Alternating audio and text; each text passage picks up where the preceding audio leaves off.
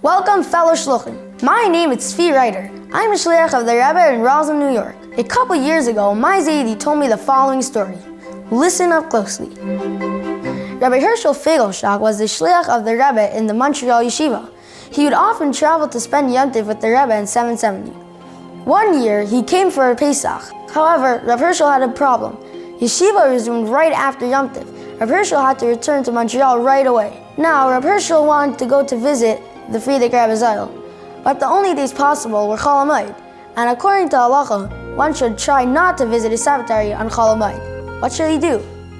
Went into the Rebbe and asked him if it's proper to go to the Ohel and Chol HaMoed or the Eis Ratzon. The Rebbe gave a very interesting answer.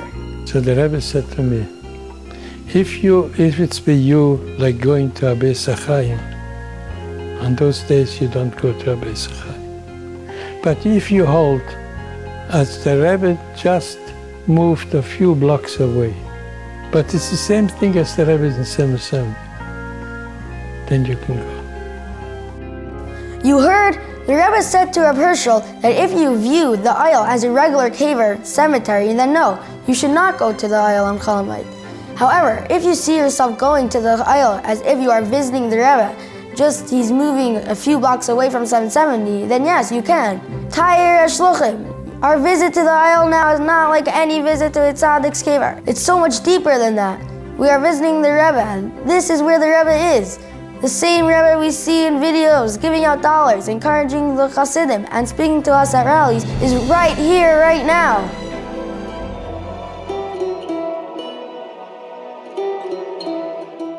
A pidyon nefesh is a personal request of the Rebbe, beseeching the Rebbe to help you get out of your Yetzer Hara, listening a little bit more to your Yetzer Tov. So when you write a pan, you should have in mind who you're writing it to, being open to the Rebbe personally, things that you would perhaps never share with anybody else in your life, but you're going to share with the Rebbe, which is your father, which is like your parent. You'll be open, you'll be honest, and you ask the Rebbe for that help that you're not going to ask anybody else.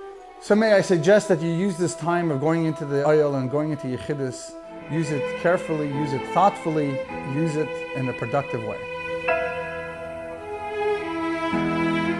As Hasidim, we always look at the Rebbe and learn how to behave. Many of the things we do by the Ohel are learned from when our Rebbe would visit the Frierdiker Rebbe Ohel. Do you know that from the end of Tav Shin Nun till Chav Zayin Adar Tav Shin Nun Beis, the Rebbe went to the Ohel every single Monday? The Rebbe would spend hours standing till late at night at the Ohel, sometimes in the freezing cold.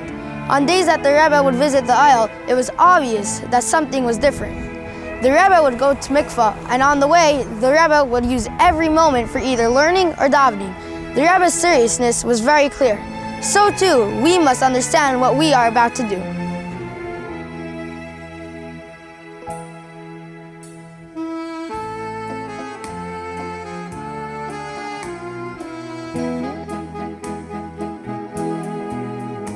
When arriving at the Ohel, it is time for us to prepare. Whether it's by watching a video of the Rebbe or learning one of the Rebbe's Sichas, it gives us that feeling of being together with the Rebbe.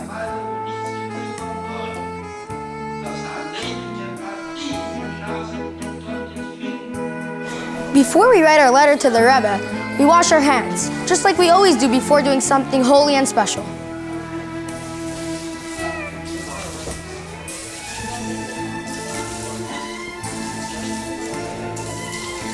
It is time to write our letter to the Rebbe. We begin our pan with the words, Pei Nun, Honor La'ayir Rachmim Rabim Bavor, followed by your name and mother's name. Then you begin to write to the Rebbe all that's on your heart, about your shluchos, reporting good news, asking for brachos, and obviously taking achlatos for the future.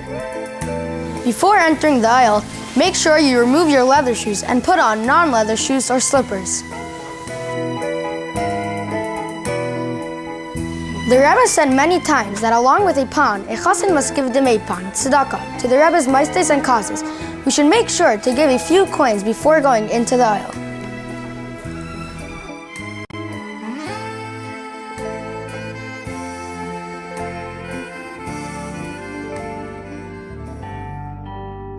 Before entering the aisle, the Rebbe would knock on the door as a sign of kavod. When you come inside the aisle, begin with the Rebbe's kapitel Kavchaf and the Rebbetzins kapitel, followed by your own kapitel. Then you can read your pan. After the Rebbe would read his pan and so many other letters, the Rebbe would rip up the letters and leave them at the aisle. When you leave, walk out backwards as a sign of kavod. You can then go to say a kapitel at the Rebbetzins tzion.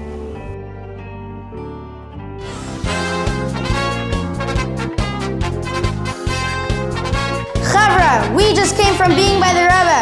We are sure that the Rebbe will daven for us and will give us the strength for our coming year. In the Bavitch, Hasidim would dance after leaving Yechidus, leaving the Rebbe feeling recharged and sure that they will fulfill the Rebbe's wishes. L'chaim Shluchim, we are recharged, we have the energy. The Rebbe is going to lead us out of Galus Takif and Miyad Mamish.